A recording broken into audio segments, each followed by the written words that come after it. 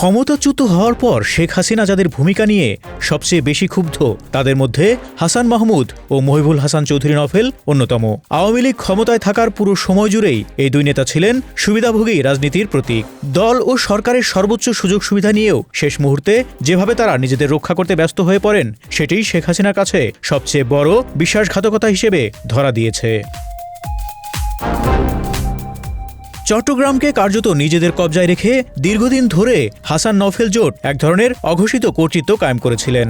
স্থানীয় নেতৃত্বকে পাশ কাটিয়ে কেন্দ্রের সঙ্গে সরাসরি যোগাযোগ, প্রশাসন ও ব্যবসায়িক সিন্ডিকেটের সঙ্গে ঘনিষ্ঠ সম্পর্ক এবং বিপুল অর্থের লেনদেন সব মিলিয়ে চট্টগ্রামে আওয়ামী লীগের সংগঠন ধীরে ধীরে ব্যক্তিনির্ভর হয়ে পড়ে। শেখ হাসিনা এসব জানতেন, তবু প্রকাশ্যে কিছু বলেননি। নওফেল ছিলেন প্রয়াত মহিউদ্দিন চৌধুরীর সন্তান। এই পরিচয় তাকে বিশেষ সুরক্ষা দিয়েছিল। রাজনৈতিক মাঠে তেমন সক্রিয় না থেকেও সহজে মন্ত্রিত্ব পাওয়া, স্থানীয় নেতাকর্মীদের সঙ্গে দূরত্ব বজায় রেখে চলা সবই নেত্রীর চোখে পড়লেও তিনি নীরব ছিলেন। হাসান মাহমুদের ক্ষেত্রে অভিযোগ কম নয়। সরকারের গুরুত্বপূর্ণ মন্ত্রণালয়গুলো সামলানোর সময় বিদেশে অর্থ পাচার, আত্মীয় স্বজনের নামে ব্যবসা, সম্পদ ও প্রভাব বিস্তারের বিষয়টি শেখ হাসিনা জানতেন বলেই দলীয় সূত্রের দাবি। কিন্তু আওয়ামী লীগ পরিবারের অংশ হিসেবে তাকেও দীর্ঘদিন ছাড় দেওয়া হয়েছিল। সেই নীরবতার মূল্য দিতে হয় ২০২৪ সালের জুলাইয়ে, যখন সরকার পতনের আন্দোলন চূড়ান্ত রূপ নেয়। সেই সময় বিপুল অর্থ নিয়ে সবার আগে দেশ ছাড়েন এই দুই নেতা। তাদের পালানোর খবর ছড়িয়ে পড়তেই চট্টগ্রাম সহ বিভিন্ন এলাকায় আওয়ামী লীগের নেতাকর্মীরা মানসিকভাবে ভেঙে পড়েন। প্রতিরোধ গড়ে তোলার বদলে পালানোর প্রবণতা ছড়িয়ে পড়ে। এর ফলেই বৃহত্তর চট্টগ্রামে আওয়ামী লীগের রাজনৈতিক কাঠামো কার্যত ভেঙে পড়ে। আন্তর্জাতিক অঙ্গনেও হাসান মাহমুদের ভূমিকা আওয়ামী লীগের জন্য ক্ষতিকর হয়েছে বলে মনে করেন অনেকে।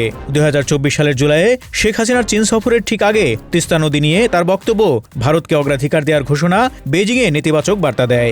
চীন সফরের প্রাক্কালে এমন মন্তব্য কূটনৈতিকভাবে আওয়ামী লীগ সরকারকে দুর্বল অবস্থানে ঠেলে দেয় এবং আন্তর্জাতিক পর্যায়ে সরকারের পতনের পথ আরও মসৃণ করে দেয়, এমন মূল্যায়ন রয়েছে।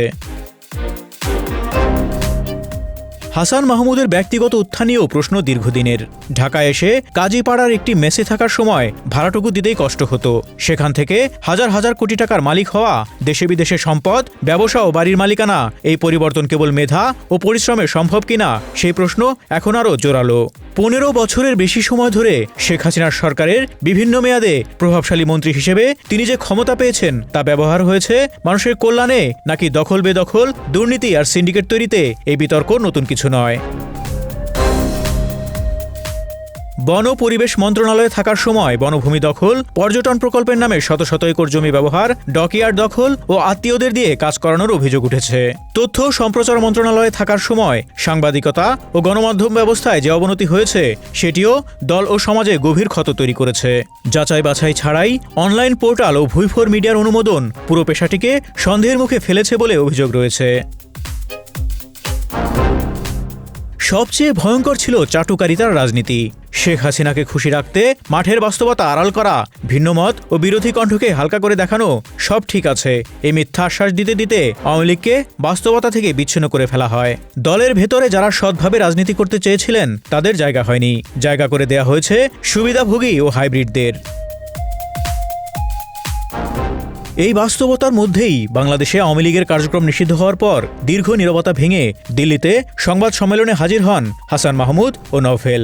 জুলাই গণ অভ্যুত্থানের সময়কার মৃত্যু ও দমনপীড়ন নিয়ে আন্তর্জাতিক গণমাধ্যমের সামনে কথা বলেন তারা। হাসান মাহমুদ জানান তারা বর্তমানে ভারতে অবস্থান করছেন এবং দল পুনর্গঠনের চেষ্টা চলছে। তবে কিভাবে ভারত থেকে রাজনৈতিক কার্যক্রম পরিচালিত হচ্ছে সে বিষয়ে স্পষ্ট কিছু বলেননি। এই সংবাদ সম্মেলন বাংলাদেশের রাজনৈতিক অঙ্গনে নতুন করে বিতর্ক উস্কে দিয়েছে। ভারত সরকার আগে থেকে বিষয়টি জানত না এমন তথ্যও সামনে এসেছে। এমন এক সময়ে এই উদ্যোগ নেওয়া হয়েছে যখন ভারত ও বাংলাদেশের বর্তমান সরকারের সম্পর্ক ধীরে ধীরে স্বাভাবিক হচ্ছিল।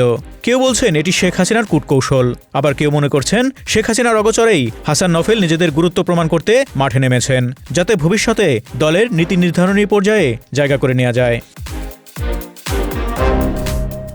এদিকে নওফেলের দীর্ঘদিন রাশিয়ায় অবস্থান এবং তার ভূরাজনৈতিক ঝোঁক যুক্তরাষ্ট্রের জন্য উদ্বেগের কারণ হতে পারে এমন আলোচনা চলছে।